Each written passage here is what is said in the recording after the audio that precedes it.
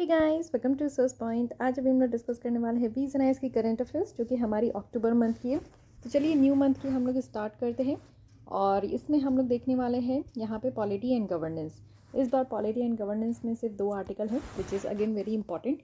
एक तो मैं अपने ही फील्ड से रिलेटेड बताऊँगी, which is all about digitization of land records, because I am revenue officer, so I am dealing right now land dispute. So जो डिजिटाइजेशन करने की बात की जा रही है, जितनी भी लैंड रिकॉर्ड्स है, तो इससे रिलेटेड हम लोग बातें करेंगे। And I share my own experiences and कहाँ पे मैं भी चैलेंजेस फेस कर रही हूँ और आगे आने वाले दिनों में क्या क्या प्रॉब्लम होने वाली है, वो सारी चीज़ें मैं इस आर्टिकल के माध्यम से आप लोग को बताऊँगी। देन यहाँ पे प्रिवेंटिव डिटेंशन है, तो पॉलिटी की जो एक आर्टिकल है वो भी हमारी यहाँ पे रिवाइज हो जाएगी। देन हम लोग यहाँ पे जो भी न्यूज़ शॉर्ट्स में है उसे हम लोग डिस्कस करेंगे। So let's start with the first article. But इससे पहले अगर आप लोग को आंसर राइटिंग प्रैक्टिस अगर उस ग्रुप को ज्वाइन करनी है, टेलीग्राम ग्रुप है हमारी, and this is running for both BPSC and UPSC. For BPSC जो 67 बीपीएससी मेंस लिखने वाले हैं उन लोगों के लिए स्पेशली है, डेली बेसिस पे यहाँ पे क्वेश्चन प्रोवाइड किए जाते हैं एंड आप लोग आंसर लिख सकते हो। And for UPSC means daily basis पे वो आंसर राइटिंग प्रैक्टिस होता है, ठीक है, विद मॉडल आंसर भी आप लोग को प्रोवाइड किया जाएगा। तो आप लोग कमेंट बॉक्स में जो डिस्क्रिप्शन बॉक्स में जो ईमेल आईडी दी गई है उसमें आप लोग मेल करके फर्दर ज्वाइन हो सकते हो। तो चलिए हम लोग यहाँ पे देखते हैं digitisation of land records in India के बारे में। सबसे पहले आप देखो कि लैंड रिकॉर्ड हर किसी की अपनी ज़मीन होती है। इवन अगर मैं कहूँ तो हर कोई यहाँ पे जो भी अर्न करते हैं वो एक बार तो ये ज़रूर सोचते हैं कि अपने नाम पे लैंड प्रॉपर्टी तो एक होनी ही चाहिए, ठीक है। और मैक्सिमम लोगों की, मुझे लगता है 99.9 लोगों की यहाँ पे लैंड प्रॉपर्टी है। तो जो लैंड प्रॉपर्टी जितने भी लोगों की है, ये एक बताऊँ तो एक ऐसा लैंड डिस्प्यूट है जो कि नहीं ना ख़त्म होने वाला डिस्प्यूट है। तो बेसिकली क्या किया जा रहा है कि जितने भी लैंड रिकॉर्ड्स है, यानी कि आपके पास भी जो भी ज़मीन है, पर्टिकुलर जो भी इंडिविजुअल है उनके पास जितनी भी ज़मीन है उसको डिजिटाइज़ कर देना। इट मीन्स कि पेपर तो होंगे, डिड होंगे, ठीक है, सारे कुछ होते हैं, लेकिन उसके बावजूद भी अब इसको डिजिटाइज़ कर देना सो डैट हर एक लोग जो है अपने जो भी उनका प्लॉट नंबर है उसमें कितना रकबा है, इट मीन्स कि कितने लैंड बचे हुए हैं, तो वो सारी डिटेल्स अब वो ऑनलाइन देख सकते हैं। तो सेंट्रल गवर्नमेंट के द्वारा जो है स्टेट गवर्नमेंट को कहा गया है कि लोकल सर्वर यहाँ पे इंस्टॉल करना है हर एक स्टेट में। साथ ही साथ इंटरनेट स्पीड भी इंक्रीज़ करना है, वो भी सब रजिस्ट्रार ऑफिसेज़ में। तो जो यहाँ पे इंटरनेट स्पीड की बात है, ये भी एक अलग ही इशू है अगर हम लोग रूरल एरियाज़ में देखें तो। बट देखते हैं और क्या प्लानिंग किया जा रहा है। इसी को देखते हुए ऑनलाइन जो रजिस्ट्रेशन सिस्टम लाया जा रहा है, इससे कहा जा रहा है digital India land records modernisation programme, okay. और ये इम्प्लीमेंट किया जा रहा है union ministry of rural development के द्वारा। तो अभी हम लोग देखते हैं कि करंट स्टेटस क्या है। पहले करंट स्टेटस देख लेते हैं, उसके बाद देखते हैं कि कितना काम करना हमें अभी बाकी है। करंट स्टेटस अगर हम लोग लैंड रिकॉर्ड का देखें तो कंप्यूटराइजेशन जो लैंड रिकॉर्ड का हुआ है, जिसे हम लोग ROR कह रहे हैं, record of rights. It means कि जितने भी लोग हैं जिनकी लैंड है उसकी राइट, यानी कि आप लोग का हक है, मेरे पास भी ज़मीन अगर मेरे नाम पे है तो वो मेरा हक है। तो मेरे हक का रिकॉर्ड, तो उसे ROR कहा जाता है और इसे कहा जाता है रिकॉर्ड ऑफ राइट्स। तो ये कंप्लीट हुआ है 94% विलेजेस में, और 29 स्टेट्स और यूनियन टेरिटरीज़ में देखें तो ये डिस्प्ले भी कर दिया गया है। साथ ही इंटीग्रेशन अगर आप देखो लैंड रिकॉर्ड्स को प्रॉपर्टी रजिस्ट्रेशन के साथ यहाँ आज की डेट में इंटीग्रेट किया जा रहा है। तो 75% जो है ये कहा जा रहा है कि ऑलमोस्ट डन है। 70% कैडेस्ट्रल मैप जो है वो डिजिटाइज किया गया। तो यहाँ पे देखिए तो कैडेस्ट्रल जो मैप है इनके बेसिस पे 70% जो है वो डिजिटाइज हो चुका है। देखिए कैडेस्ट्रल मैप क्या होता है, कैडेस्ट्रल मैप का काम है कि यहाँ पे बिल्कुल ही ये डिमार्क करता है कि जो भी रियल एस्टेट यहाँ पे बाउंड्रीज़ की है, साथ ही एक प्लॉट की यहाँ पे ये बाउंड्री है तो सेकंड प्लॉट की इस तरीके से बाउंड्री है। तो कैडेस्ट्रल मैप के थ्रू यहाँ पे पता चलता है कि हाँ इस बाउंड्री के इसके अंदर जो है इसकी कौन ओनरशिप है, इस प्लॉट की कौन ओनरशिप है, फाइन। तो पहले जो सर्वे हुआ था वो 1908 में हुई है हमारे देश में, उसके बाद भी सर्वे हुई है और रिसेंट टाइम पे भी सर्वे चल रहा है। सर्वे कहने का मतलब है कि लैंड की सर्वे, जिसमें कि यहाँ पे मैप्स वगैरह यूज़ किए जा रहे हैं, सैटेलाइट यूज़ किए जा रहे हैं, और इसके बेसिस पे जो है फिर से न्यू खतियान यहाँ पे बनाया जा रहा है। खतियान जिसमें कि लोगों की यहाँ पे खाता खेसरा और जो प्लॉट होते हैं और जो रकबा होता है वो यहाँ पे डिफाइंड होता है, ओके। तो इसी को यहाँ पे अभी ऑनलाइन की जा रही है। साथ ही टेक्सचुअल और स्पेशल डेटा इंटीग्रेशन देखें तो ये भी आपका 60% जो विलेजेस है उसका कंप्लीट हो चुका है। तो अगर डेटा की बात करूँ रियल अगर मैं यहाँ पे बताऊँ तो थोड़ी ये बढ़ा के यहाँ पे बता दी गई है, बट देखिए अभी इट विल टेक टाइम, ये एक लॉन्ग प्रोसेस है लैंड प्रॉपर्टीज़ को यहाँ पे डिजिटाइज़ करना, तो अभी इसमें टाइम लगेगा। अब समझते हैं कि जो digital India land record modernization programme है, so what is this programme is all about. सबसे पहले समझिए कि सेंट्रल सेक्टर स्कीम है, इट मीन्स कि 100% फंड फॉर दिस स्कीम ये यहाँ पे सेंट्रल गवर्नमेंट के द्वारा दिया जाएगा। तो ऑब्वियसली क्योंकि बहुत बड़ी ये स्कीम है, आप समझ सकते हो कि जो लैंड की जो डेटाज है उसको यहाँ पे ऑनलाइन किया जा रहा है, तो अच्छी बात है। साथ ही अगर आप लोग देखो तो इस स्कीम की बात करें तो यहाँ पे 3 मेजर कंपोनेंट होंगे। सबसे पहले जो भी लैंड रिकॉर्ड है उसको कंप्यूटराइज करना है, सेकेंड है कि सर्वे करते जाना है, फिर रीसर्वे करना है, फिर जो रजिस्ट्रेशन है उसको भी कंप्यूटराइज करना है, ठीक है। साथ ही अगर हम लोग देखें कि इस प्रोग्राम का ऑब्जेक्टिव क्या है, तो सबसे पहले क्या है कि यहाँ पे लैंड रिकॉर्ड्स को अपडेट करना है। ओके, टाइम टू टाइम आप देखते हो कि जो भी लैंड प्रॉपर्टी है तो जितना भी टोटल रकबा होता है उसमें से आप देखो कुछ कुछ लोग जो है वो बेचते रहते हैं, ठीक है। तो बेच खरीद भी, सेल परचेज भी होते रहता है, तो उससे क्या है कि अपडेट नहीं हो पाता है। अगर वो किताबों में है, ऑफलाइन है, तो अपडेट होने में वो थोड़ा इशू है, लेकिन यहाँ पे ऑनलाइन रहेगा तो ये अपडेट होते रहेगा। तो टाइम टू टाइम इसको अपडेट होते रहना है। ऑटोमेटेड एंड ऑटोमेटिक म्यूटेशन है, यहाँ पे दाखिल खारिज भी आप लोग देखते हो कि आज के डेट में सब ऑनलाइन हो चुका है, तो इसलिए म्यूटेशन वगैरह भी कराना है। इट मीन्स कि दखल कब्जा, कोई भी अगर ज़मीन है तो वो किसके दखल में है, पार्टी ए पार्टी बी जो है आपस में अगर यहाँ पे सेल परचेज कर रहे हैं तो किसके कब्ज़े में था और किसके कब्ज़े में लाना है, तो इसको कहते हैं यहाँ पे म्यूटेशन। ओके, साथ ही आप देखो integration between textual and special record, तो जो टेक्सचुअल और स्पेशल रिकॉर्ड है उसमें भी यहाँ पे इंटीग्रेट करके ही काम करना है। साथ ही interconnectivity between revenue and registration, यहाँ पे आप देखो कि रेवेन्यू और रजिस्ट्रेशन जो किया जा रहा है उसके बीच में इंटरकनेक्टिविटी होनी चाहिए। साथ ही यहाँ पे है कि जो आज की डेट में डिड रजिस्ट्रेशन होती है उसको रिप्लेस करना है, और साथ ही साथ यहाँ पे एक लिटिल जो यहाँ पे टाइटल गारंटी है उसको यहाँ पे इंक्लूड करना है। तो जो डिड होता है, जैसे कि जिनकी भी ज़मीन होती है उनके नाम पे अगर ज़मीन है, उन्होंने किसी से ख़रीदा है, तो उसको हम लोग डिड कहते हैं। ओके, जिसको वसीका वगैरह भी कहते हैं, तो ये चीज़ें याद रखना, केवाला भी कहते हैं हिंदी में, लेकिन डिड कहते हैं इसे इंग्लिश में। फाइन, अब देखते हैं कि अगर हम लोग लैंड रिकॉर्ड को डिजिटाइज़ कर देते तो इसका क्या सिग्निफिकेंस है। सबसे पहले तो आप समझ रहे हो कि बेटर क्रेडिट डिलीवरी होगा रूरल एरिया में। इट मीन्स कि इससे बैंकेबल जो एसेट है ग्रामीण एरिया में ये अच्छे तरीके से क्रिएट हो पाएगा, और इससे क्या है कि क्रेडिट ग्रोथ यहाँ पे इसमें हेल्प हो पाएगा, स्पेशली जो हमारी एग्रीकल्चर सेक्टर है, साथ ही एमएसएमई सेक्टर है जहाँ पे ज़्यादा से ज़्यादा लोग हमारे देश के इंगेज्ड है, तो इन सारे सेक्टर्स में यहाँ पे हेल्प मिल पाएगा।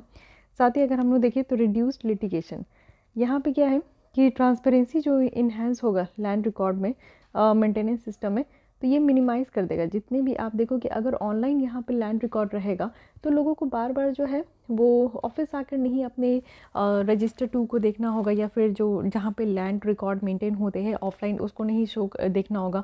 तो लोगों की जो परेशानी है बार बार ऑफिस दौड़ना, वो भी ख़त्म हो जाएगा। वो आसानी से अपने मोबाइल में अपने लैंड रिकॉर्ड्स का डिटेल देख सकते हैं अगर उनको कहीं भी इशू होता है।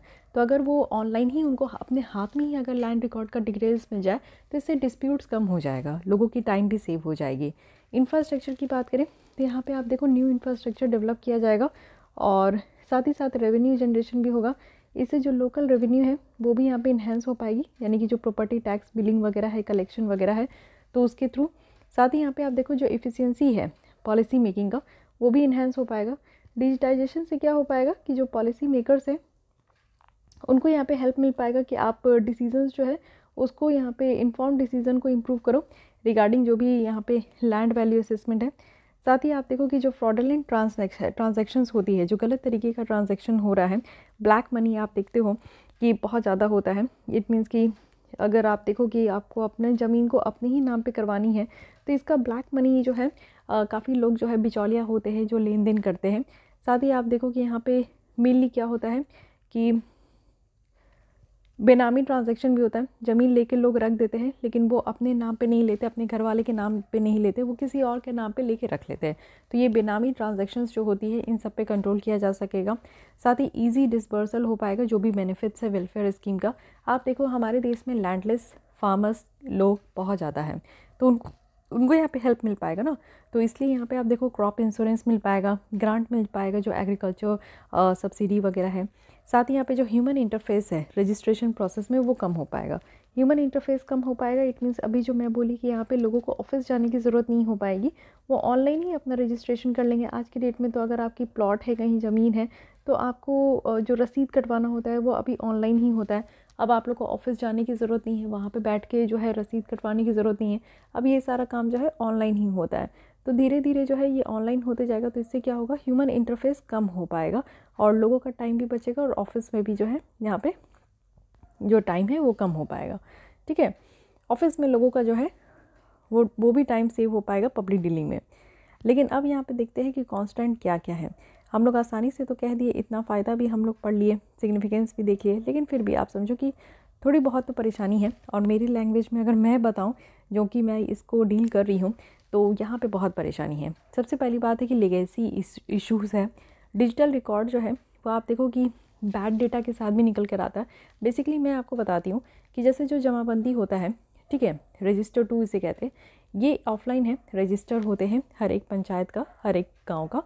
इसको क्या करना है कि ऑनलाइन करनी है, इट मीन्स कि ऐप है, ऐप में इसको चढ़ा देना है। लेकिन अभी क्या हो रहा है ना कि यहाँ पे बहुत सारे मिसिंग स्टेटस आपको देखने को मिलेंगे। साथ ही जो रजिस्टर 2 में जिस भी पर्सन का यहाँ पे खाता, खेसरा, रकबा है, प्लॉट नंबर है और जितना भी यहाँ पे लैंड है, उन सबको यहाँ पे थोड़ा बहुत आप देखो कि गलत तरीके से चढ़ाया जा रहा है। इट मीन्स कि जो रकबा है, खाता खेसरा है, कुछ ना कुछ एरर कर दिया जा रहा है। एरर करने से क्या होता है कि यहाँ पे जो ओल्ड डॉक्यूमेंट है उससे यहाँ पे न्यू डॉक्यूमेंट में कुछ चेंजेस देखने को मिल रहा है, कुछ चेंजेस देखने को मिल रहा है। तो इससे क्या हो रहा है कि करप्शन बढ़ रहे हैं। इट मीन्स कि आप देखते हो कि दलाल वगैरह बहुत होते हैं, जिनके कारण जो है यहाँ पे करप्शंस जो है वो बढ़ते ही जा रहे हैं। साथ ही अगर हम लोग देखें, डेटा कलेक्शंस जो है उसकी स्टैंडर्ड यहाँ पे बहुत लो है, यानी कि अच्छे तरीके से डेटा को कलेक्ट भी नहीं किया जा रहा है। लिमिटेड कैपेसिटी है एडमिनिस्ट्रेशन का। स्टेक होल्डर्स और एम्प्लॉयज़ की बात करें, स्पेशली जो ग्राउंड लेवल पे है, इनके पास टेक्निकल स्किल नहीं है कि कैसे डिजिटाइज़ वगैरह करना है। ये भी एक हमारे देश में सबसे बड़ी प्रॉब्लम है। हमारे देश में आप देखो कि ग्रामीण क्षेत्र में ये काम होता है, लेकिन ग्रामीण क्षेत्र के लोगों को वहाँ पे ना मोबाइल सही तरीके से ऑपरेट करने आता है, ना डेस्कटॉप सही तरीके से ऑपरेट करने आता है। तो ये भी एक टेक्निकल स्किल्स की कमी है। साथ ही नॉन यूनिफॉर्मिटी है हमारे स्टेट में। आप देखो लैंड और इसकी मैनेजमेंट जो है वो पूरी तरीके से स्टेट गवर्नमेंट के तहत आती है, लेकिन आप देखो कि हर एक स्टेट में कहीं ना कहीं लैंड को लेकर जो डेटा स्टैंडर्डाइजेशन होना चाहिए वो उस हिसाब का है नहीं। ठीक है, साथ ही आप देखो land coordination, lack of coordination है। बहुत सारे जो नोडल एजेंसीज़ हैं, तो कोऑर्डिनेशन की भी कमी है। जो भी लैंड रिकॉर्ड्स में जितने भी यहाँ पे नोडल एजेंसीज़ हैं, चाहे वो रेवेन्यू के हो गए, सर्वे के हो गए, रजिस्ट्रेशन करने वाले के हो गए, तो ये सब अलग ही अलग, आप देखो कि एक इनका अलग ही अलग ऑफिस होता है। तो इन दोनों में, इन सब में कोई भी किसी भी तरीके का कोऑर्डिनेशन नहीं दिखेगा। डिजिटल गैप के बारे में कहा जा रहा है, तो जो लैंड रिकॉर्ड का डिजिटाइजेशन हो रहा है, इससे गरीब लोग और जो वल्नरेबल सेक्शंस हैं उनको काफ़ी प्रॉब्लम हो सकती है कि वो अपने टाइटल वगैरह को इस्टेब्लिश करें। साथ ही आप देखो कि डेटा लीक की भी बात होती है कि यहाँ पे अगर हम लोग साइबर सब कुछ डिजिटाइज करते जा रहे हैं, बट जो साइबर थ्रेट हो रहा है, साइबर क्राइम हो रही है, उसको यहाँ पे कंट्रोल करने के लिए हम लोग अभी भी उस हिसाब से, हमारे यहाँ ना स्किल्स है, ना यहाँ पे हमारे यहाँ इंफ्रास्ट्रक्चर है। तो एक अलग लेवल पे प्रॉब्लम निकल कर आता है कि हम लोग यहाँ पे लैंड रिकॉर्ड को अगर ऑनलाइन कर देते हैं और उसकी डेटा अगर लीक हो जाती है, तो who will be the responsible. तो ये एक सबसे पहली क्वेश्चन अराइज होती है। साथ ही हमारे यहाँ आप देखो कंज्यूमर प्रोफाइलिंग की पोटेंशियल है। इन्फॉर्मेशन यानी कि प्लॉट ऑफ लैंड जो है उसकी साइज़ कितनी है, तो इसमें एवरेज कॉस्ट ऑफ लैंड जो है उसके ओनरशिप के ऊपर जाता है कि आपके पास कितना ज़मीन है, उस हिसाब से आपको कॉस्ट देना होता है। साथ ही ट्रस्ट इशू भी है। बहुत सारे आप देखो कि मैलिशियस मैनिपुलेशन भी होता है, यानी कि आप अभी मैं बताई ना कि रजिस्टर 2 से जो ऑनलाइन यहाँ पे चढ़ाना है, और उसमें क्या है ना कि जानबूझ के लोग जो है यहाँ पर डिजिटल जो लैंड रिकॉर्ड अपडेट कर रहे हैं उसमें वो एरर दिख रहा है। ओके, तो जानबूझ के यहाँ पे मैनिपुलेट किया जा रहा है, तो इसकी भी एक प्रॉब्लम निकल कर आई है। साथ ही अदर इश्यूज़ भी है, यानी कि अगर हम लोग देखें तो जेंडर इंक्लूसिविटी आपको देखने को मिलेगा लैंड रिकॉर्ड मैनेजमेंट में। इम्पैक्ट है जो लगातार, जो आप देखो कि लैंड कॉन्फ्लिक्ट्स बढ़ते जा रहे हैं, और जो फास्ट इंटरनेट कनेक्टिविटी है वो ग्रामीण क्षेत्र में देखने को नहीं मिलेगा, या फिर शहरी क्षेत्र में भी आप देखो किसी किसी एरिया में प्रॉब्लम होता है। इवन हमारे यहाँ सर्वर नहीं है, तो डेटा सर्वर नहीं है, तो हम लोग इतना ज़्यादा जो ह्यूज रिकॉर्ड है उसको हम लोग कैसे स्टोर करके रखेंगे, ये भी एक प्रॉब्लम वाली बात है। तो ये सारी तो यहाँ पे आपको देखने को मिलेगा कि प्रॉब्लमेटिक थिंग्स है। बट वे फॉरवर्ड में कहा जा रहा है कि हमें यहाँ पे गवर्नमेंट एम्प्लॉयज़ को एक अच्छा खासा स्किल जो है वो प्रोवाइड करना होगा। ठीक है, साथ ही अडॉप्ट करना होगा और इम्प्लीमेंट करना होगा जो सिक्योरिटी मैनेजमेंट सिस्टम है फॉर सेफ्टी स्टोरिंग जो लैंड रिकॉर्ड डेटा है। और साथ ही साथ अगर हम लोग देखें तो सर्वे करना है और जो लैंड का मैपिंग वगैरह है उसको भी न्यू टेक्नोलॉजीज़ के साथ करना है। जैसे कि न्यू टेक्नोलॉजी तो आ चुके हैं आज के डेट में। देखिए ब्लॉकचेन टेक्नोलॉजी जो है ये one of the best security technology है। ब्लॉकचेन ऐसी टेक्नोलॉजी है जिसको हम लोग इलेक्शन के टाइम पे यूज़ करते हैं, तो why not we are using in digitisation of land record. तो इसको हम लोग कर सकते हैं इस टेक्नोलॉजी को। साथ ही ड्रोन का इस्तेमाल करें जिससे कि सेफ्टी सिक्योरिटी बढ़े रहे। सैटेलाइट इमेज तो लिया ही जा रहा है ड्यूरिंग दिस सर्वे, तो ये सारा काम किया जाना चाहिए। साथ ही कैपेसिटी भी यहाँ पे बिल्ड करना है अमंग स्टेट्स में। यहाँ पे आप देखो एक डेडिकेटेड डेटा सेंटर होना चाहिए, हाई स्पीड यहाँ पे प्रोसेसर हो, फाइबर जो ऑप्टिक नेटवर्क है वो भी एक बेस्ट तरीके से स्टेट लेवल पे होना चाहिए। साथ ही सारे जो टेक्सचुअल यहाँ पे डेटा है उसको अपडेट करना होगा और अवेयरनेस वगैरह यहाँ पे क्रिएट करने की ज़रूरत है। साथ ही एक यूनिफॉर्म स्टैंडर्ड हो रिकॉर्ड करने के लिए, मेंटेन करने के लिए, और जो भी लैंड रिकॉर्ड है उसको अपडेट करने के लिए, तो एक यूनिफॉर्म स्टैंडर्ड भी यहाँ पे कहा जा रहा है।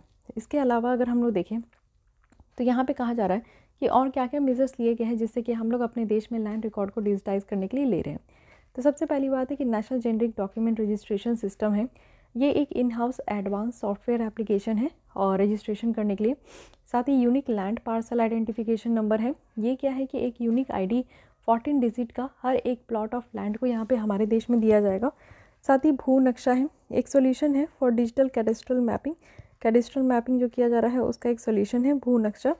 साथ ही सर्वे ऑफ विलेज आबादी और मैपिंग विद यहाँ पे improvised technology in village area है। स्वामित्व है स्कीम है जिसका काम है कि यहाँ पे कार्ड दिया जाएगा। स्वामित्व स्कीम के तहत जैसे कि आप लोग आधार कार्ड रखते हो, पैन कार्ड रखते हो, आप प्रॉपर्टी कार्ड भी लेके चलने की ज़रूरत है, ठीक है, जिसमें कि आपके पूरे प्लॉट का मेंशन रहेगा। साथ ही इनिशिएटिव है कि कैसे यहाँ पे हम लोग जो है रिकॉर्ड ऑफ राइट्स को यहाँ पे 22 लैंग्वेज में यहाँ पे करने की बात की जा रही है, जो हमारे संविधान के शेड्यूल 8 में इसको रिकॉग्नाइज़ किया गया है। साथ ही एफर्ट्स देखते हैं कि स्टेट लेवल का क्या है। तो भूमि एक प्रोजेक्ट है जो कि यहाँ पे सेंटर और स्टेट ऑफ कर्नाटक के द्वारा इसको लाया गया है, जिसमें यहाँ पे ये कहा गया कि कर्नाटक स्टेट में कि जो भी यहाँ पे लैंड रिकॉर्ड्स है उनके पेपर को डिजिटाइज़ किया जाएगा। साथ ही तेलंगाना की भी धारानी प्रोजेक्ट है जिसमें कि ये कहा गया कि ROR डेटा को यहाँ पे इंडिविजुअल का जो प्लॉट इमेज है, लैंड प्लॉट इमेज मैप है, उसके साथ यहाँ पे हम लोग जो है इसको इंटीग्रेट करेंगे। तो ये भी बात है यहाँ पे। ओके, सो ये सारे मेजर्स लिए जा रहे हैं, तो इसको ध्यान रखना है। अब ये समझते कि कैसे जो है लैंड ओनरशिप को रिकॉग्नाइज़ किया जाएगा, ये ज़मीन किसकी है। तो सबसे पहले आप समझो कि लैंड ओनरशिप इंडिया में जो है वो रिकॉग्नाइज़ किए जाएंगे कुछ सेट्स ऑफ डॉक्यूमेंट्स के हिसाब से। तो ROR के हिसाब से record of rights, it means कि यहाँ पे पूरी डिटेल्स को कैप्चर किया जाएगा कि लैंड होल्डर्स का नाम क्या है, कितने ज़मीन है, प्लॉट एरिया का क्या साइज़ है, क्या नंबर है, और रेवेन्यू रेट इसका कितना बनता है। इट मीन्स कि उस ज़मीन का उनको कितना रसीद लगान पे करना है। साथ ही रजिस्टर्ड सेल डीड होना चाहिए। इससे ये प्रूफ होता है कि प्रॉपर्टी जो है वो एक इंसान से दूसरे इंसान को बेचा गया है, साथ ही टैक्स भी दिया गया है। सर्वे डॉक्यूमेंट की बात करें तो यहाँ पे रिकॉर्ड होता है जो प्रॉपर्टी बाउंड्री है और एरिया है, और प्रूफ करना होता है प्रॉपर्टी को कि जो भी गवर्नमेंट रिकॉर्ड में लिस्टेड है। साथ ही प्रॉपर्टी टैक्स रिसिप्ट है, तो इसको भी ध्यान में लेकर चलना है, ठीक है। तो ये सारे कुछ ऐसे ही यहाँ पे आप देख सकते हो कि अगर यहाँ पे आपका ये चारों चीज़ें हैं तो इससे पता चलता है कि एक इस ज़मीन के जो है मालिक कौन है। Okay, so guys I hope this you like this article, क्योंकि डिजिटाइजेशन ऑफ जो लैंड रिकॉर्ड है ये एक बहुत बड़ा मुद्दा है। हम लोग पहले भी डिस्कस किए, अभी भी डिस्कस करें, और आगे आने वाले दिनों में भी हम लोग डिस्कस करेंगे। तो बेटर है कि एक बार रुककर आप अच्छे से इस अगर इश्यूज़ को समझ जाते, इस टॉपिक को समझ जाते, तो आगे आने वाले दिनों में आपको किसी भी तरीके की प्रॉब्लम नहीं फेस करनी पड़ेगी। अब आते हैं नेक्स्ट, प्रिवेंटिव डिटेंशन, ठीक है। डिटेन कर लेना, इट मीन्स कि मान लीजिए कि कहीं पे भी आप देखते हो कि लड़ाई हो रही है, तो पुलिस क्या करती है, उनमें से जो भी लड़ाई करते हैं, आक्रोश में रहते हैं, उनको डिटेन करके थाना ले जाती है, ठीक है। तो इसमें क्या होता है कि प्रिवेंटिव डिटेंशन, यानी कि थाना ले जाने से पहले जो यहाँ पे प्रिवेंट किया जाएगा उस तरीके का यहाँ पे बात की जा रहा है। तो अभी क्या है कि सुप्रीम कोर्ट के द्वारा ये कहा गया कि जो प्रिवेंटिव डिटेंशन है इसको सिर्फ यहाँ पे एक्सेप्शनल सर्कमस्टांसेस में ही यूज़ किया जाएगा। देखिए बहुत ही आम है, लेकिन डिटेन करना बहुत ही आम है, बट जो यहाँ पे प्रिवेंटिव डिटेंशन है इसको कुछ ही यहाँ पे एक्सेप्शनल सर्कमस्टांसेस है, बस उसी में इसको यूज़ किया जाएगा। हर जगह यहाँ पे जो गुनहगार है उसको बचाने की कोशिश नहीं की जाएगी। तो सुप्रीम कोर्ट के द्वारा एक ऑर्डर दिया गया जिसमें ये ऑब्जर्व किया गया कि जो प्रिवेंटिव डिटेंशन है ये एक्सेप्शनल पावर होना चाहिए स्टेट का, जो कि एक पर्सनल लिबर्टी को अफेक्ट करता है, किसी भी इंडिविजुअल की जो पर्सनल लिबर्टी है उसको ये अफेक्ट करता है। तो इसलिए यहाँ पे पूरी तरीके से कहा गया है कि ये पावर है स्टेट का, और यहाँ पे एम्प्लॉयड जो लोग हैं उनके लिए भी। साथ ही जो कोर्ट है वो यहाँ पे लॉ एंड ऑर्डर सिचुएशंस जो होती है उसको डिस्टिंग्विश करता है, साथ ही पब्लिक डिसऑर्डर को भी। तो प्रिवेंटिव जो डिटेंशन किया जाता है ना, तो ये बाद में भी किया जाता है, but never for the situation before farmer situation. जैसे आप देखो प्रिवेंटिव डिटेंशन किस केस में किया जाता है, जो आगे आने वाले केस हो रहे हैं। मान लीजिए कि कुछ अभी दंगा फसाद हो गया, तो उस केस में यहाँ पे प्रिवेंटिव डिटेंशन किया जाएगा 2022 के केस में, ना कि हम लोग 2020 में जाकर कोई केस उठाएंगे और वहाँ पे किसी को बचाने के लिए हम लोग डिटेन कर लेंगे। तो ऐसा नहीं कर सकते। जो बेंच है उन्होंने यहाँ पे Ashok Kumar versus Delhi administration case के हिसाब से यहाँ पे कहा है कि, और ये ऑब्जेक्टिव है कि किसी भी इंसान को पनिश नहीं करना है, यानी कि कुछ भी करने के लिए पनिश नहीं करना है, बट इंटरसेप्ट करना है, यानी कि उन्होंने यहाँ पे क्या किया और उनको वो काम करने से रोकना है। ठीक है, तो चलिए ये सब तो किताबी बातें हो गई। अब पहले हम लोग समझते हैं कि प्रिवेंटिव डिटेंशन कहने का क्या मतलब है। देखिए, जब भी कोई इंसान को थाना अध्यक्ष या फिर जो दरोगा वगैरह होते हैं वो अगर पकड़ के ले गए, डिटेन कर लिए, तो रीजनेबल एप्रीहेंशन होना चाहिए। इट मीन्स कि एक रीज़न होना चाहिए कि आप उसको क्यों पकड़ के ले जा रहे हैं। ठीक है, क्या उसने ऐसा काम किया है या फिर कुछ भी डेंजर है पब्लिक ऑर्डर के लिए, सिक्योरिटी के लिए। ठीक है, तब उसको पकड़ के ले जा रहे हैं। तो जो पर्सन है उनको कस्टडी में रखा जाता है, उनको यहाँ पे ट्रायल वगैरह नहीं दिया जाता है, बस उनको पकड़ के कस्टडी में रख लिया जाता है। ठीक है, तो ये भी एक बात है। साथ ही अगर हम लोग देखें तो कॉन्स्टिट्यूशन के द्वारा यहाँ पे प्रोटेक्शन भी दिया गया है। इट मीन्स कि आप देखो कि आर्टिकल 22 क्लॉज 1 है और आर्टिकल 22 क्लॉज 2 है, जिसमें कि यहाँ पे प्रोटेक्शन दिया गया है किसको, तो जो भी यहाँ पे लोग अरेस्ट होते हैं या फिर जिनको यहाँ पे डिटेन किया जाता है वैसे लोगों को यहाँ पे प्रोटेक्शन भी दिया गया है। ठीक है, ये जो प्रोटेक्शन है ये अभी अवेलेबल नहीं है वैसे लोगों को जो कि अरेस्ट किया गया या फिर डिटेन किया गया है प्रिवेंटिव डिटेंशन के तहत।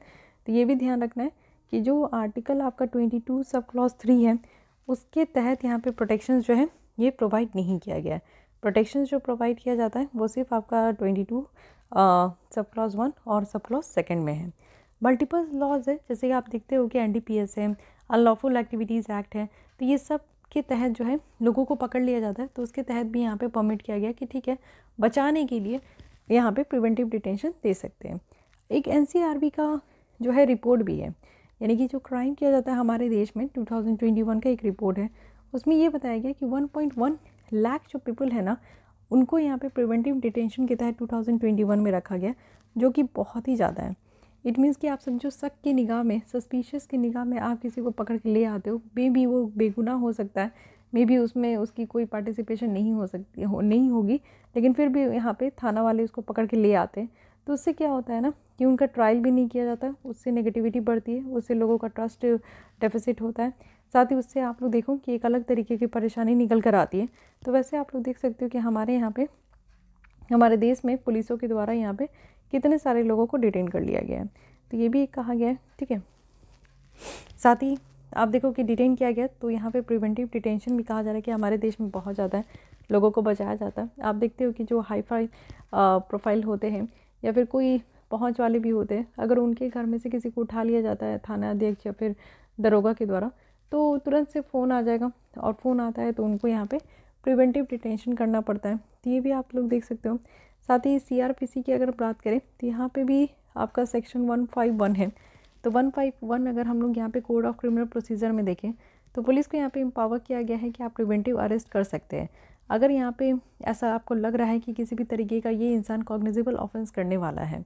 कॉग्निजेबल ऑफेंस ऐसा ऑफेंस होता है जिसमें कि बिना वारंट इशू किए हुए पुलिस के जो लोग होते हैं वो यहाँ पे लोगों को अरेस्ट कर सकते हैं। ठीक है, तो ये चीज़ें ध्यान रखनी है। साथ ही अगर हम लोग देखें तो यहाँ पे कहा जा रहा है कि क्या क्या इशू एसोसिएटेड है प्रिवेंटिव डिटेंशन से। तो सबसे पहले आप देखो कि जो प्रिवेंटिव डिटेंशन लॉज है वो यहाँ पे हाईली एडमिनिस्ट्रेटिव होता है, और यहाँ पे जो जुडिशियल इंटरफेस है उसका यहाँ पे रोक हो जाता है, कि स्ट्रिक्ट यहाँ पे रेस्ट्रिक्ट यहाँ पे बन जाता है कि हाँ जुडिशरी यहाँ पे इन्वॉल्व नहीं हो पाते प्रिवेंटिव डिटेंशन में। फाइन। साथ ही इससे आप देखोगे कुछ लोगों की जो फंडामेंटल राइट्स है अंडर पार्ट 3 वो यहाँ पे वायलेट होती है। तो अगर हम लोग प्रिवेंटिव डिटेंशन देखें जो कि फंडामेंटल राइट में ही दिया गया है आर्टिकल 21 में, तो आर्टिकल 21 कहता है कि राइट ऑफ लाइफ और लिबर्टी है, और 19 अगर हम देखें तो कहा जाता है कि फ्रीडम ऑफ स्पीच है, लोगों को अपना जो एक्सप्रेशन है वो यहाँ पे व्यक्त करने का आधार है, स्पीच भी देने का अधिकार है। साथ ही 14 देखें राइट टू इक्वालिटी, ये सब यहाँ पे आप देखो कि ग्रेट एक्सटेंट में अगर कोई अरेस्ट हो जाता तो ये सब यहाँ पे धरी की धरी रह जाती है। साथ ही अगर आप मिसयूज़ देख सकते हो तो मिसयूज़ भी होता है प्रिवेंटिव डिटेंशन का, तो वो भी आज के डेट में आप देखो बढ़ते ही जा रहा है, लोग अपने पावर का इस्तेमाल कर रहे हैं। साथ ही अगर हम लोग देखें बैकलॉग्स का, तो पेंडिंग केसेस भी जो है ओवरबर्डन होते जा रही है कोर्ट को। इट मीन्स कि इस तरीके का बिना ट्रायल किए लोगों को जो पकड़ के ले आया जाता है और थाना के हाजत में बंद कर दिया जाता है, तो ये भी एक प्रॉब्लम है कि ओवरबर्डन हो रहा है, केसेस जो है वो बढ़ते ही जा रहे हैं। साथ ही एडवाइजरी बोर्ड भी है, तो जो एलिजिबिलिटी क्राइटेरिया है वो यहाँ पे आप देखो संविधान के द्वारा तो सेट कर दिया गया कि हाँ यहाँ पे जो मेंबर्स होंगे एडवाइजरी बोर्ड के उनके लिए, तो ये आर्टिकल 22 में ही दिया गया है। साथ ही अगर हम लोग देखें तो यहाँ पे जो डिटेनी है, ठीक है, जिनको पकड़ के ले गया गया वो विक्टिम हो जाते हैं। आप देखो किसी को भी मोहल्ले में अगर एक बार भी किसी पुलिस वाले आए और किसी को पकड़ के अगर थाना ले गए, चाहे उनकी गलती हो या नहीं हो, उनकी इमेज पे तो दाग लग ही जाता है। तो ये एक प्रॉब्लम है कि जो डिटेनी है जिनको आप पकड़ के ले जा रहे हो उसकी कोई भी यहाँ पे गलती नहीं है, ये भी होता है।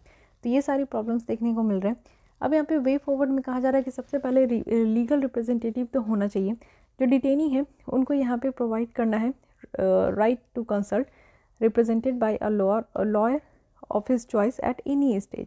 इट मीन्स कि आप देखो कि ये बात सच है कि अगर आपके ऊपर कोई भी केस चलता है तो आप एकदम स्वतंत्र हो कि इस देश में कोई भी बड़े से बड़े लॉयर को आप हायर कर सकते हो और यहाँ पे अपना जो है जो भी आप पे इल्ज़ाम लगा है उसको हटा सकते हो। एडवाइजरी बोर्ड की अगर बात करें, ये बनाया गया है, तो इसको यहाँ पे इसमें सिर्फ सिटिंग जज होंगे हाई कोर्ट के, जो कि मेनली यहाँ पे इंश्योर करेंगे स्पीडी ट्रायल। इट मीन्स कि जो भी ऐसे केस जिसको कि जल्दी से जल्दी निपटाया जा सकता है वो यहाँ पे निपटेगा, इफेक्टिव और फेयर डिसीजन यहाँ पे दिया जाएगा। टाइम फ्रेम की बात करें तो जो डिटेंशन है उसको यहाँ पे इफेक्टिव बनाया जाएगा ओनली आफ्टर अप्रूवल, यानी कि एडवाइजरी बोर्ड के द्वारा यहाँ पे अप्रूवल दिया जाएगा, तभी इसको जो है आप देखो कि इफेक्टिव बनाया जाएगा। इंडिपेंडेंट बॉडी की बात करें, जो एक कमीशन है ना, उसको यहाँ पे फॉर्म करने की ज़रूरत है to inquire into allegation of misuse of preventive detention. तो जो प्रिवेंटिव डिटेंशन के लिए यहाँ पे मिसयूज़ कर रहे हैं लोग, जो है यहाँ पे क्राइम किए हैं लेकिन फिर भी उनको बचाया जा रहा है जस्ट बिकॉज ऑफ रिच, और ये कह सकते हैं, ठीक है। तो फिर भी हम लोग को इस तरीके से नहीं, हम लोग को एक इंडिपेंडेंट बॉडी जैसा काम करने की ज़रूरत है और टाइम फ्रेम में काम करने की ज़रूरत है। साथ ही यहाँ पे कॉन्स्टिट्यूशनल सेफगार्ड तो प्रोवाइड किया गया है आर्टिकल 21 में, जो कि राइट ऑफ लाइफ की बात करती है, आर्टिकल 22 में जिसमें कि यहाँ पे अगर कोई गलत तरीके से अरेस्ट हो जाते हैं या फिर गलत तरीके से डिटेन हो जाते हैं तो उनके लिए यहाँ पे सेफगार्ड प्रोवाइड किया गया है अंडर आर्टिकल 22। फाइन, तो ये सारी बातें हैं यहाँ पे। लेकिन एक सुप्रीम कोर्ट की केस देख लेते कि प्रिवेंटिव डिटेंशन के ऊपर कब कब कहाँ केस चला। सबसे पहले AK गोपालन वर्सेस स्टेट ऑफ मद्रास है। तो कोर्ट के द्वारा एक ग्रीन फ्लैग दिया गया है प्रिवेंटिव डिटेंशन एक्ट को, क्योंकि आज के डेट में आप देखो कि यहाँ पे आर्टिकल 22 सब क्लॉज 5 है। उसके बाद सिब्बन लाल वर्सेस स्टेट ऑफ यूपी है। तो सुप्रीम कोर्ट ऑफ इंडिया के द्वारा ये कहा गया कि जो कोर्ट रूम है वो यहाँ पे कॉम्पिटेंट ही नहीं है कि क्या इस केस की रियलिटी है उसको बताएं। साथ ही Shambhunath Shankar versus state of West Bengal है। इसमें भी यही कहा गया कि sometimes it is necessary state के लिए कि वो एक्सट्रीम स्टेप्स ले जिससे कि जो कंट्री की सिक्योरिटी है उसको मेंटेन किया जाए। अब कौन कौन सी कानून हैं जो कि यहाँ पे प्रिवेंटिव डिटेंशन जो है वो इंडिया में प्रोवाइड करते हैं। तो फर्स्ट प्रिवेंटिव डिटेंशन एक्ट है जो कि 1950 में बनाया गया और ये पास किया गया जिससे कि जो भी यहाँ पे आप देखो कि एंटी नेशनल एलिमेंट्स वगैरह है तो उसको प्रिवेंट किया जाए। और साथ ही साथ आप देखो मेंटेनेंस की भी बात की जाती है इंटरनेशनल सिक्योरिटी जो एक्ट है उसके लिए। और उसके बाद आप देखो 44th अमेंडमेंट एक्ट के थ्रू जो है यहाँ पे इसको हटा दिया गया। इट मीन्स कि जो मेंटेनेंस ऑफ इंटरनल सिक्योरिटी है इसको यहाँ से रिमूव कर दिया गया। देन यहाँ पे आप देखो कि foreign exchange and prevention of smuggling activities act है 1974 का, जिसमें कि यहाँ पे प्रिवेंटिव डिटेंशन की बात की गई कि कैसे हम लोग फॉरेन एक्सचेंज जो करते हैं उसको मेंटेन कर सके और साथ ही इम्प्रूव भी कर सके। उसके अलावा टाडा बनाया गया। इट मीन्स कि जो टेररिस्ट और डिसरप्टिव एक्टिविटीज़ हैं तो उसको रोकने के लिए, और यहाँ पे आप देखो मोस्ट पावरफुल और रेस्ट्रिक्टिव लॉज वगैरह रखा गया। साथ ही प्रिवेंशन ऑफ टेररिज्म एक्ट यानी कि पोटा भी यहाँ पे लाया गया और ये टाडा जैसा ही था कि किसी को यहाँ पे आर्म्स वगैरह, जो नॉर्मल मैन है, कॉमन मैन है, उनको आर्म्स वगैरह रखने का अधिकार नहीं है। ओके, साथ ही आप देखो कि कुछ कॉन्स्टिट्यूशनल प्रोविज़न भी है। हम लोग आर्टिकल 22 तो देख लिए लेकिन इसके सब क्लॉज भी देख लेते हैं। तो आर्टिकल 22 का 1 है, जिसमें ये कहा जाता है कि कोई भी लोग को यहाँ पे बिना ये बताए हुए कि आपको क्यों अरेस्ट किया जा रहा है उनको अरेस्ट नहीं करना है, ठीक है। सेकंड यहाँ पे क्लॉज है कि हर एक पर्सन जो कि अरेस्ट हो गए, डिटेन हो गए कस्टडी में, तो उनको मजिस्ट्रेट के सामने जो है वो प्रोड्यूस करना है विदिन 24 आवर्स। फाइन। 22 के 3 में है कि यहाँ पे आप तो क्लॉज जो देख चुके हो वो लोगों पे अप्लाई नहीं होगा जिनको कि यहाँ पे जो भी कानून दिया गया है उसके बेसिस में अगर उनको डिटेन किया जाता है तो। फोर्थ क्लॉज कहा जा रहा है कि no person can be detain more than a period of 3 months. It means कि अगर पकड़ लिया है, ट्रायल वगैरह नहीं हुआ है तो करवाओ, सच्चाई बाहर निकाल के लाओ कि वही पर्सन उस जो केस हुआ है उसमें इंक्लूड है कि नहीं। साथ ही 22 सब क्लॉज 7B है। यहाँ पे क्या है कि एक पर्सन जो है वो प्रिवेंटली डिटेन कर सकते हैं उनको हम लोग more than 3 years without opinion of an advisory board, तो ये भी कहा जा रहा है। साथ ही मैक्सिमम पीरियड इस तरीके के डिटेंशन का आप देखो तो यहाँ पे ज़्यादा से ज़्यादा हो ही सकता है। और सर्कमस्टांसेस, क्लासेस ऑफ पर्सन और क्लासेस ऑफ केसेस अगर देखें तो ये भी उतना है जितना कि लॉ ने कानून में अप्लाई किया गया है। फाइन। तो ये सारी बातें हैं। ग्राउंड फॉर प्रिवेंटिव डिटेंशन आप देखो कि प्रिवेंटिव बचाव में यहाँ पे डिटेन अगर कर लिया गया तो उसमें बचाने के लिए क्या क्या ग्राउंड दिया गया। सबसे पहले किसी भी राज्य को सिक्योर करना है, फॉरेन अफेयर्स जो है हमारे सिक्योरिटी का वो यहाँ पे मेंटेन रहना है, पब्लिक ऑर्डर को मेंटेन करना है, और सप्लाई और जो यहाँ पे एसेंशियल सर्विस है, डिफेंस है, उसको भी मेंटेन करना है। Fine. So guys this is another next topic preventive detention. तो आर्टिकल 22 जो फंडामेंटल राइट्स है उसको एक बार जो है पढ़ लीजिएगा, गो थ्रू हो लीजिएगा। उससे आपकी यहाँ पे तो हम लोग यहाँ पे पढ़ ही लिए, तो इससे आपका एक अच्छा खासा पकड़ बन जाएगा इस टॉपिक के तहत। अब देखते हैं कौन कौन सी न्यूज़ है जो कि शॉर्ट्स में है। तो यहाँ पे गवर्नर है और काउंसिल ऑफ मिनिस्टर है। रिसेंटली केरल गवर्नमेंट जो है, गवर्नर उनको यहाँ पे आप देखो कि उन्होंने कहा है कि उनको पोस्ट से हटा दिया जाएगा, ठीक है। मिनिस्टर्स को यहाँ पे पोस्ट से हटा दिया जाएगा अगर वो यहाँ पे उनकी ऑफिस को की डिग्निटी को कम करते रहेंगे। देखिए आर्टिकल 164 है कॉन्स्टिट्यूशन का, जिसमें कि चीफ मिनिस्टर को ये कहा गया है जो गवर्नर के द्वारा जो है यहाँ पे चीफ मिनिस्टर अपॉइंट होकर आएंगे, ये आर्टिकल 164 में कहा गया है। अदर मेंबर जो होंगे वो भी यहाँ पे गवर्नर से ही अपॉइंट होकर आएंगे, लेकिन यहाँ पे चीफ मिनिस्टर का एडवाइस लेना होगा। तो चीफ मिनिस्टर हो गए, मिनिस्टर हो गए, ये यहाँ पे ऑफिस होल्ड करेंगे during the pleasure of governor. Okay, तो ये भी रखा गया है कि उनका 5 साल तो कहा जाता है, बट अगर जब तक गवर्नर खुश है तब तक वो ऑफिस में कायम रहेंगे, ये भी है। साथ ही अगर हम लोग देखें तो यहाँ पे जो गवर्नर की इंस्टेंस है चीफ मिनिस्टर को डिसमिस करने का, but those way are related to the constitutional situation, सिर्फ कॉन्स्टिट्यूशनल सिचुएशन से ही रिलेटेड होना चाहिए, ये भी एक क्लॉज यहाँ पे ऐड ऑन किया गया। फाइन। साथ ही अगर हम लोग देखें कि और क्या क्या बातें की जा रही हैं, तो एक केस है महावीर प्रसाद वर्सेस प्रफुल्ला चंद्रा, यहाँ पे गवर्नर की प्रेशर है, वो भी आर्टिकल 164 के तहत। साथ ही साथ अगर हम लोग देखें Shamsher Singh versus state of Punjab है, Nabam Rebia versus deputy speaker and others है। तो ये सारे कुछ केस हैं जो कि आप लिख सकते हो यहाँ पे, not a big deal. Next आता है सेंटर को नोटिफाई किया गया, सेंटर ने नोटिफाई किया गया है यहाँ पे इंफॉर्मेशन टेक्नोलॉजी अमेंडमेंट रूल्स। तो इंफॉर्मेशन टेक्नोलॉजी और जो ऑनलाइन यहाँ पे जितने कंटेंट है उनको यहाँ पे रेगुलेट करने के लिए यहाँ पे काम किया जा रहा है। तो चलिए ये भी बेटर है कि सेंटर के द्वारा बनाया गया है। क्यों नीड पड़ा आईटी रूल्स का, तो सबसे पहले आप देखो कि सोशल मीडिया कंपनीज़ के द्वारा जो सेल्फ रेगुलेशन का फंडा है वो यहाँ पे फेल हो गया। सेकंड है कि मैलिशियस जो पोस्ट वगैरह है वो स्प्रेड ही कर रहा है। आप देखते हो सोशल मीडिया के द्वारा जो है फेक न्यूज़ बहुत ज़्यादा सर्कुलेट होते हैं और उसी पे लोग जो है कई बार एक्शन भी ले लेते हैं, तो ये भी एक प्रॉब्लम है। साथ ही lack of robust complain mechanism है, एक अच्छा कंप्लेन यहाँ पे मैकेनिज्म भी नहीं है कि कैसे यहाँ पे कंप्लेन करें। साथ ही आप देखो परसिस्टेंट राइज भी हो रहा है, यानी कि जिस तरीके से र्यूमर्स फेक न्यूज़ बढ़ते जा रहे हैं, तो ये भी एक कॉज ऑफ कंसर्न है। ओके, साइकोलॉजिकल टेस्ट अगर बात करें जो डेथ रो कॉन्विक्ट है, तो ये भी एक अलग ही है। और उसके बाद ग्रीवियंस रिड्रेसल इंडेक्स है, दिस इज़ अगेन इंपॉर्टेंट। सबसे पहले याद रखना है कि इंडेक्स किसके द्वारा यहाँ पे लाया गया है, साथ ही इस इंडेक्स में किसने टॉप किया है। तो इंडेक्स को यहाँ पे पब्लिश किया गया है department of administrative reforms and public grievances, जो कि हर मंथ किया जाएगा। इसमें आपकी मिनिस्टर्स, डिपार्टमेंट और जो ऑटोनोमस बॉडी है उनको रैंक किया जाता है। फाइन।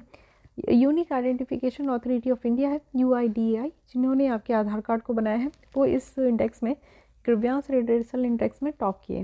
ग्रीवियंस रिड्रेसल कहने का मतलब है कि आपको अगर परेशानी है, जैसे कि आधार कार्ड बना तो काफ़ी लोगों के नाम में मिस्टेक्स रहा, साथ ही एड्रेस में भी मिस्टेक रहा, तो ये लोग सुने, ठीक है, कौन आपकी परेशानी को, जनता की परेशानी को सुनते हैं और उसको करेक्ट भी करते हैं। तो यहाँ पे ग्रीवियंस रिड्रेसल इंडेक्स जो है वो यहाँ पे आपका देखने को मिला कि हाँ UIDAI जो है वो इसमें टॉप कर गए। फाइन। तो गाइस यहाँ पे हमारी पॉलिटी कंप्लीट हो गई है। इसी तरीके से हम लोग फास्ट तरीके से यहाँ पे ये भी मैगजीन कंप्लीट करेंगे और प्रीवियस मैगजीन भी कंप्लीट करेंगे। Fine. So guys this is all for today. I hope you like this video. अगर आप लोग इसी तरीके से विजन है इसकी मंथली मैगजीन को की डिस्कशन सुनना चाहते हो तो हमारे चैनल के साथ जुड़ सकते हो। आज के लिए बस इतनी, मिलती हूँ कल इसी टाइम पे, तब तक के लिए थैंक यू।